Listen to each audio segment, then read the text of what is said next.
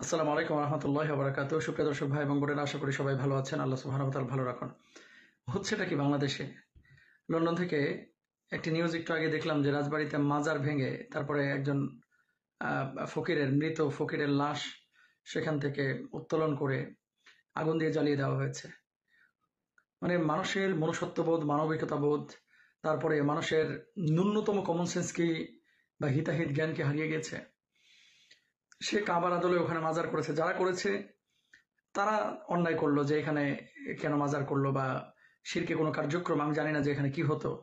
শিরকি কোনো কার্যক্রম হলে সেটা আলেম ওলামারা সেখানে একত্রিত হয়ে প্রশাসন নিয়ে সেটার মোকাবেলা করতো। কিন্তু আপনি ঢালাওভাবে সেখানে গিয়ে হামলা করে লাশকে তুলিয়ে পুড়িয়ে ফেলবেন, এই রাইট কি ইসলাম আপনাকে দিয়েছে? এই ইসলাম কোথা থেকে পেয়েছেন আপনারা? অবশ্যই আমি বলছি না যে আমি মাজারের পক্ষের লোক বা সিজদা দেওয়া বা শিরকের পক্ষে, এটা কোনোভাবে আমি না। কিন্তু যেখানে আল্লাহ রাসূল সাল্লাল্লাহু আলাইহি ওয়াসাল্লাম ইয়াহুদির লাশ দেখে দাঁড়িয়ে গিয়েছেন, মানুষ হিসেবে তাকে সম্মান দিয়েছেন। যে ব্যক্তি মারা গিয়েছে তার ব্যক্তিগত আমলের ত্রুটি থাকতে পারে, কিন্তু লাশ কবর থেকে তুলে পুড়াতে হবে, এটা কোথায় পেয়েছেন আপনারা? এটা কি ইসলাম অনুমোদন করে? যে একজন, আচ্ছা মানলাম যে তিনি মুসলিম নাকি অমুসলিম, নাকি পাগল না ফকির না পীর না দরবেশ, অমুসলিম হলে তো জায়েজ নাই। সেখানে স্থানীয়রা বলতেছেন উনি মুসলিম ছিলেন। আপনি কবর থেকে লাশ উত্তোলন করে এটাকে পুড়িয়ে ফেলবেন। আইয়ামে জাহেলিয়াতেও তো এরকম সাধারণত ঘটনা ঘটে না যে দাফন করা লাশ এভাবে। কি করেছিল আপনার সাথে এই লোকটা? আচ্ছা, সে তার পাশে যে মাজার বা কাবার আদলে যে বিল্ডিং নির্মাণ করা হয়েছে, মাজার নির্মাণ করা হয়েছে, এটা কোনোভাবেই অনুমোদনযোগ্য না। ইসলাম এটাকে অনুমোদন করে না। কিন্তু আপনি লাশ তুললেন কেন?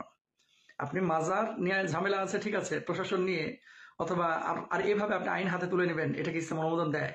তাহলে তো এটা জাতিগত একটা দাঙ্গা বেঁধে যাবে যে একজনের কোনো বিষয় পছন্দ হচ্ছে না, আপনি তাকে গুড়িয়ে দিবেন। তাইফের ঘটনা মনে নাই? কি এই ভাইরা বোনেরা, এটা আমরা আসলে কোথায় যাচ্ছে? রাসূল সাল্লাল্লাহু আলাইহি ওয়াসাল্লামকে যখন রক্তাক্ত করলো, ফেরেশতারা এসে বলেছিল, আল্লাহ রাসূল আপনি একবার বলেন আমরা দুপাশের পাহাড় নিয়ে এসে এদেরকে মানে একেবারে পিষে মেরে ফেলি। নবীজি কি বলেছিলেন? যে আমি দাওয়াতি কাজ কাদের সামনে করব, তাই না? আপনি মাজার, কবর এগুলো নিয়ে সমস্যা বা শিরকি কার্যক্রম হচ্ছে, এগুলো নিয়ে প্রতিবাদ অবশ্যই করবেন, কিন্তু আইন নিজের হাতে তুলে নিয়ে এভাবে মানুষকে আপনি আঘাত করবেন, লাশ পুড়িয়ে ফেলবেন, বিশ্ব দরবারে মেসেজটা কি যাচ্ছে? ইসলামকে কি সুন্দর করে আপনি প্রেজেন্ট করছেন? এই যে পশ্চিমা বিশ্ব বলেন, সারা পৃথিবীর অন্যান্য জায়গায় কি মেসেজ দিলেন আপনি? উগ্রতা, জঙ্গি আচরণ, কথিত জঙ্গি। তারপরে এর মাধ্যমে আপনি মেসেজ দিলেন যে এদের ন্যূনতম কমন সেন্স নাই, হিতাহিত জ্ঞান নাই। আপনার বাড়ির পাশে যদি অমুসলিম কাউকে এভাবে কেউ দাফল করতো, তাকে কি আপনি পুড়িয়ে ফেলবেন? কোশ্চেন কালেও না। নবীজি সাল্লাল্লাহু আলাইহি ওয়াসাল্লাম বসা ছিলেন, ইয়াহুদির লাশ সামনে দিয়ে নিয়ে যাওয়া হচ্ছে। নবীজি দাঁড়িয়ে গেলেন। সাহাবীরা বললেন, ইয়া রাসূলুল্লাহ, সে তো ইয়াহুদি, আপনি কেন দাঁড়ালেন? আল্লাহর নবী বললেন, সে মানুষ, এর জন্য আমি দাঁড়িয়েছি। শিরকি কার্যক্রম কোনো মাজারে কবরে যদি হয়, হিকমার সাথে, দাওয়াতের সাথে আপনি সেখানে আগে বুঝাবেন। তারপরে যদি মনে হয় যে না, এখানে তো একেবারে ম্যাসাকার করে ফেলতেছে, কাবার আদলে আদলে সে বানিয়েছে, তারপরে তওয়াফ করাইতেছে বা এক্স ওয়াই জেড কিছু একটা করতেছে, অবশ্যই ওলামা ইকরাম সেই স্থানে ছিলেন। ওলামা ইকরাম নিয়ে আপনার আইন শৃঙ্খলা বাহিনীর মাধ্যমে, বাংলাদেশে অতীতেও তেমন ঘটনা ঘটেছে, বিভিন্ন ভণ্ডপীরের মাজার টাজার এগুলো প্রশাসনের লোকজন গিয়ে সেখানে আপনার অ্যাকশন নিয়ে এটাকে উঠিয়ে দিয়েছে বা ভেঙে ফেলেছে। কিন্তু এইভাবে লাশ উঠিয়ে সে লাশকে পুড়িয়ে ফেলতে হবে, দুঃখজনক, সো স্যাড।